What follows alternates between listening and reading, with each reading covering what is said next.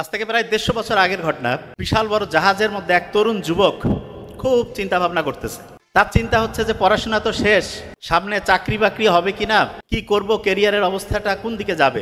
তার এই চিন্তা দেখে ওই বিশাল বড় জাহাজের যে ক্যাপ্টেন, উনি মানুষের মন রিড করতে পারতো। মানে সে কি চিন্তা করছে এটার উপর ভিত্তি করে বুঝতে পারতো যে মনের মধ্যে কিরকম কাজ, তার কিরকম ঘটনা চলছে। তখন সেই যুবককে ডাকছে, ডেকে বলছে যে তুমি ইঞ্জিন রুমের মধ্যে আসো, যে রুম থেকে বিশাল বড় জাহাজটা আগায় যাচ্ছিল। ওই রুমে যাওয়ার পরে উনি বলল যে ওইখানে একটা সুইচ আছে, সেই সুইচটা প্রেস করো। সুইচ যখন প্রেস করছে একটা দরজা বন্ধ হয়ে গেছে। 25-30 সেকেন্ড বলছে আর একটা সুইচ, এটা হচ্ছে চাপ দাও। ওইখানে চাপ দিয়েছে, আরেকটা সুইচ চাপার পরে আরেকটা দরজা বন্ধ হয়ে গেছে। তখন উনি চিন্তা করলো যে কি ব্যাপার, দুইটা সুইচ টিপলাম, দুই দিকে দরজা বন্ধ হয়ে গেল। বলতেছে যে তুমি যদি জীবনে সফল হইতে চাও তাহলে এরকম দুইটা সুইচ তোমাকে টিপা শিখতে হবে। বলছে তাই নাকি? বলছে হ্যাঁ। তো এই যে দুইটা সুইচ, এই দুইটা সুইচ যদি কেউ ঠিকভাবে প্রেস করতে পারে তাহলে সাফল্যটা কেমন হয় সেইটার নমুনা হচ্ছে ওই লোক, ওই যে একজন স্টুডেন্ট ছিল, শুধু চিন্তার মধ্যে আছে যে কি হবে, ভবিষ্যৎ কতটা সুন্দর হবে নাকি কীরকম টেনশনের মধ্যে জীবন যাবে। সেই ছেলে পরবর্তীতে এমন কিছু করছে, তার মৃত্যুর পরে ১৫০০ পৃষ্ঠা লাগছে শুধু তার জীবদ্দশায় কি অসাধারণ কাজ তিনি করছেন সেটা প্রকাশ করার জন্য। ওই যে দুইটা সুইচ, যে দুইটা সুইচ টিপ দিতে পারলে জীবনে সফল হইতে পারবো, এই সাফল্যের জায়গায় আসার আগে একটা প্রশ্ন করতে চাই। বিসিএস ক্যাডার কারা কারা হইতেছে একটু হাত উঁচু করি তো।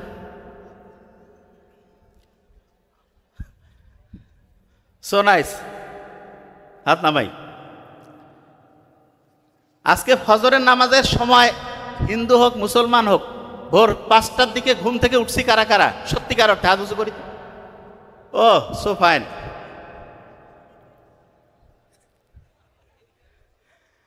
আচ্ছা, গতকাল রাত 10টা থেকে 11টার মধ্যে ঘুমিয়েছি কারা কারা একটু হাত উঁচু করি তো।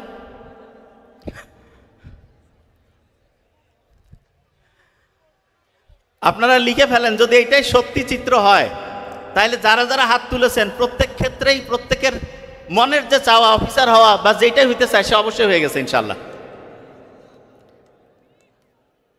এটা খুব বিস্ময়কর ব্যাপার যে বিসিএস অফিসার হইতে চাই এবং সেই জন্য ভোরে ওঠার যে প্রক্রিয়া সেইটা রংপুর ইউনিভার্সিটির এখানে যারা আছে বেশিরভাগ জন মানতেছে, এটা আনবিলিভেবল, মানে খুব অসাধারণ। আমি বেশিরভাগ ক্ষেত্রে আমি যখন ব্যাচ স্টুডেন্টদেরকে পড়াই যে তুমি কি হইতে চাও, কয় যে আমি মেডিকেলে চান্স পাইতে চাই, বিসিএস হইতে চাই। ভোরে উঠছো কয়জন? দেখা যায় যে 20% উঠছে, 80% উঠে নাই। কিন্তু এখানে যেটা দেখলাম যারা হইতে চায় তারাই আলহামদুলিল্লাহ উঠিয়েছে। আচ্ছা, আমরা এই যে বিসিএস অফিসার হইতে চাই যারা যারা এতক্ষণ হাত তুলেছি, এই জিনিসটা খাতা কলমে লিখেছি কারা কারা, তারা উঠান তো। লিখছি কারা কারা? লিখছে অনেক কম না percentage, very nice.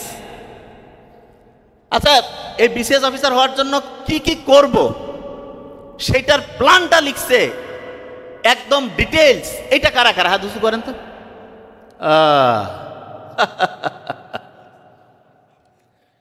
Very nice. আপনারা কি মিশরের পিরামিডের নাম শুনছেন তো?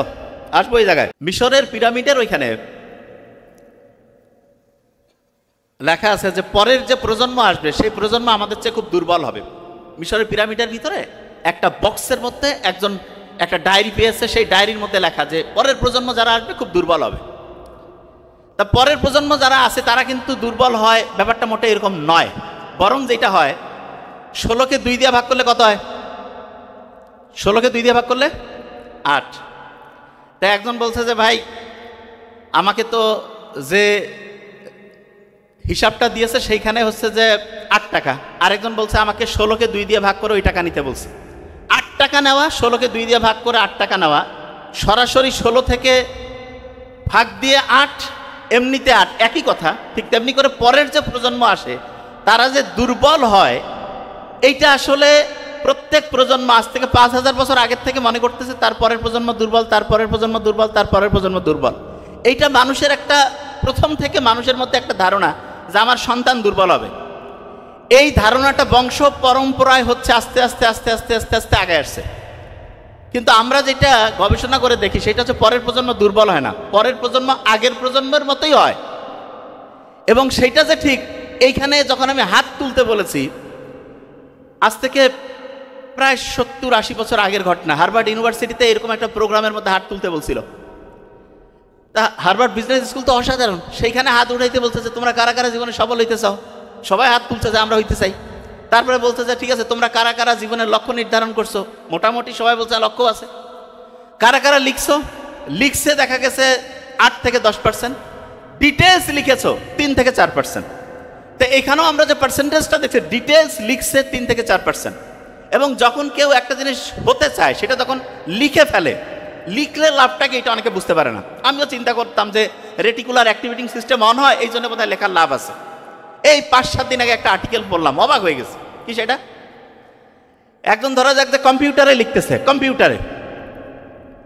কম্পিউটারে যখন কেউ একটা পড়া লেখে বা যে কোনো জিনিস, তখন তার ব্রেইনে 7টা রাস্তা তৈরি হয়, 7টা জিনিসের সাথে ব্রেইনের নিউরনের কানেকশন তৈরি হয়।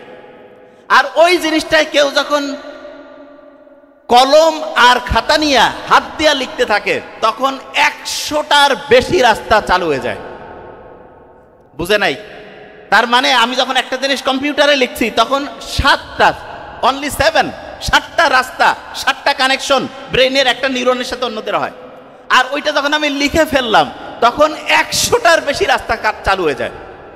যে কোনো শিক্ষার্থী যদি জীবনে সফল হইতে চায়, তার 1 নাম্বার কাজ যেটা, সেটা কি 7টা কানেকশন হইলে ভালো হবে না 100টা কানেকশন? আমি যদি বলি যে একটা স্টুডেন্ট আছে তার 7 জন বন্ধু, আরেকজন স্টুডেন্ট আছে তার 100 জন, কে বেশি পাওয়ারফুল? কে? ফেসবুকের বন্ধু না, সত্যিকারে আছে। কে বেশি পাওয়ারফুল? হ্যাঁ, 100। আমার বন্ধু এই যে প্রক্টর যে রয়েছে ফেরদৌস, সে বলতেছিল যে ডিপার্টমেন্ট 22টার মধ্যে 17টা হচ্ছে মেয়েরা হচ্ছে যে ফার্স্ট হয়েছে। আমি যখন পুরস্কার নিচ্ছিল আমি মনে করলাম যে এটা বোধহয় ফিমেল ইউনিভার্সিটি নাকি, মানে সব মেয়েরা নিচ্ছে।